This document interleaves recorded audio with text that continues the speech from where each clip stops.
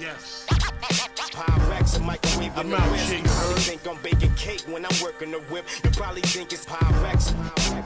Whole lot of shots followed after I bust your snot box. Witness a rock bottle. Shoot the fair one, mono or mono the clown. I pull it. Welcome to Senior Basketball Analyst. And today we're going to talk about JJ Barea and Russell Westbrook. Last week, Dallas, matched up with the Oklahoma City Thunder, and frankly, everybody knew this was going to be a laugher. So Rick Carlisle decided to use this as a rest game and benched 4 of his starters. So that meant there was going to be a lot of, obviously, the reserves. And JJ Barea, this is the kind of type of game that a guy like him can shine, a guy that's, known as being a spark plug off the bench and getting his buckets. So he's going to be getting a lot of minutes. Well, he starts the game off on Russell Westbrook.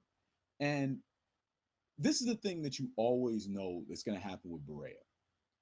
Barea is very one-dimensional. He's very one-dimensional. On the defensive and on defense, when his team's on defense, he is of no, I shouldn't even say he's of no help. He's a tremendous liability. He can't stay in front of anybody. He cannot defend himself in the post. He just can't function defensively. He just can't. So what Barea has started doing is, I guess, some kind of survival mechanism. He will do one of 3 things. He will either just let you go. So you try to post him, he just lets you spin around him and shoot, or shoot fadeaway over his head, and he doesn't really put up much resistance. That's one. The second thing he might do is flop. And flopping, it's funny. I see the flopping fines get thrown around, and I rarely see one for these egregious, ridiculous flops like Barea will do. If a guy will lightly bump up against him, backing down the post, and Barea will just fall to the ground. And instead of the ref just looking at him and watching him lay on the floor, the ref will ring up the player. I watched him do this to Andre Miller 3 times in a row down the floor. And Andre Miller just kept looking like, what are you talking about? And it's one of those things where the player is supposed to not react to the ref blowing calls, which is a completely ridiculous assumption and ridiculous way of thinking. Why are you supposed to, as anybody, look at something that's patently false and ridiculous and not react to it? That doesn't make any sense. That's like, remember when Chris Bosh, they tossed Chris Bosh out of the game because Bradley Beal jumped and landed? If you didn't see it, look it up on YouTube. Bradley Beal, at the end of a close game, jumps in the air, lands, and then passes the ball, and the refs just totally let it go. And Chris Bosh, of course, because the natural response is you go crazy. Why would you allow somebody to do that in an NBA game? There's 3 officials on the court. How did they not see that? Do they not know the rules? So it kills me when people act like when the refs just blow a call, and then a lot of times the ref will mess the call up and then stare the player down, and then the player's not supposed to react. Why wouldn't you react to that? You're supposed to react to things that are ridiculous, right? So anyway, back to JJ Barea. And then the third thing Barea will do is he will tangle his arms up with you or some silly nonsense like that. And then the refs will respond by either calling a foul on the other guy or doing one of those double foul cop-out routines or double technical routines, which in almost every case, JJ Barea is going to be matched up against a player that's better than him. So even if he got tossed, which the ref's not going to toss him, but even if he gets tossed, it's a net positive for his team. In this instance, it's Russell Westbrook. Russell Westbrook matched up against almost anybody. It's a net positive. He gets tossed out. So, and what I want to talk about is reputation. You see how I just broke down exactly what Barea is going to do? Because I've been watching him do this for like a decade. I know exactly what he's going to do because I've been watching him. I've probably seen 100 JJ Barea games. I mean, it's got to be at least 100. I know exactly what he's going to do. So the refs, they see him more than I do. They talk about these things. This is their job. They've been doing it forever. Their job is to be at the games. My job is to cover it from here. Their job is to be at the games. They know what Barea does. And this goes to, again, reputation. See, when DeMarcus Cousins gets rung up for some nonsense foul that everybody knows was the wrong call, and then they go, well, the announcers go, well, he has a reputation. That's not why they rang him up. That's not why. They rang him up because they don't like him, which, by the way, is not their job. Their job is to call the game impartially.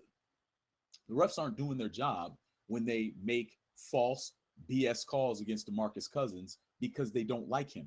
I don't care if their dislike for him is legitimate or not. Doesn't matter. Doesn't matter. It's not okay for DeMarcus Cousins to curse out the referees because he doesn't like them. So why is it okay for the refs to screw up the game because they don't like DeMarcus Cousins? It's very simple. Because the refs are held to no standard and the players are held to too high a standard. So with Barea, if Barea has a reputation for flopping and copping out on defense because he really can't compete on the defensive end and he's fishing for calls, why would you keep giving him calls? And against Russell Westbrook, no less. But he gets these calls against everybody. It's weird. And that's why I say it's not about reputation. It's not about, oh, well, and it's not about, oh, we saw the second guy. You saw the first guy too. What were you looking at? Were you looking at some other game? There's 3 referees. If I'm watching at home and I caught it the first time, why didn't the referee who's standing 5 feet from it? Easy. They did see it. They choose to ring up whoever they want to ring up. And for various reasons. Some of it may be just the ref wasn't paying attention. We saw multiple calls during the finals where, like, there's the famous one where Iguodala grabbed LeBron's arm and kind of almost simultaneously, LeBron took 5 steps and the ref was staring. I think it was Tony Brothers, but I may be wrong about that because I have seen 100 games since then. So this was a long time ago in terms of games I've watched, but the referee was staring right at it. It happened right on the baseline, and the ref was right on the base. There's obviously a baseline referee. Ref was looking right at it. He was about 5 feet away. Swallowed his whistle. He had 2 enormous, absurd violations right in front of him. Didn't call anything. I don't know why he didn't call anything. I'm not going to speculate. I know why he didn't, but he didn't. So the referees make or don't make calls for all sorts of reasons. But I get tired of they try to passive aggressively blame the player and say, oh, well, he has a reputation. He only has a reputation because the refs have given him that reputation because they don't like the player. Or they like this player and choose to make calls in his favor. But I hate when they try to act like when the refs make absurd calls, when the refs give people credit for flopping.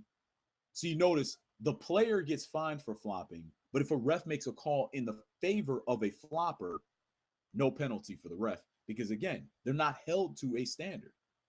And this goes across professional sports. We saw recently the ref that did that completely bogus, absurd, you should check if he had money on the game coin flip. He's reffing the Super Bowl. Again, no standards, right? You would think that you could find a ref that could do a fair coin toss to do the Super Bowl. You would think so, right? Nah, don't worry. There's no standards here. So he gets to ref the Super Bowl. They may even be doing it just to troll reporters. Who knows? But regardless, whenever you hear that stuff about reputation and that sort of thing, you know what? Do yourself a favor. Check the facts.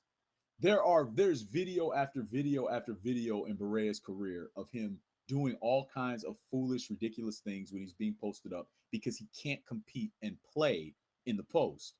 And also too, don't get in my mind. If you're gonna do this, don't even bother because I'm just going to tell you to get lost. don't get on my Twitter feed and don't reply to this video and say, well, he's smaller than Westbrook. I watched Muggsy Bogues at 5'3" never pull BS like this his whole career. Back in the era when every guard posted up. So back in a more physical era, I never saw Muggsy Bogues do this. He's 6 inches shorter than Barea. I never saw Spud Webb do anything like this. There are 5'9" guys currently playing professional basketball. You don't ever see Nate Robinson act like that. You don't ever see Ty Lawson do that. You don't see any of these guys that are Barea size and below doing the stuff Barea does. He acts like that because that's what he does.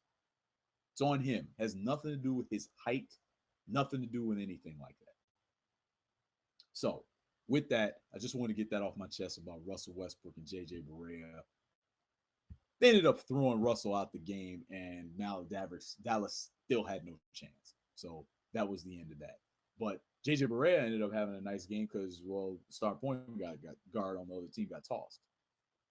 You know, because of Westbrook's reputation, right? Right.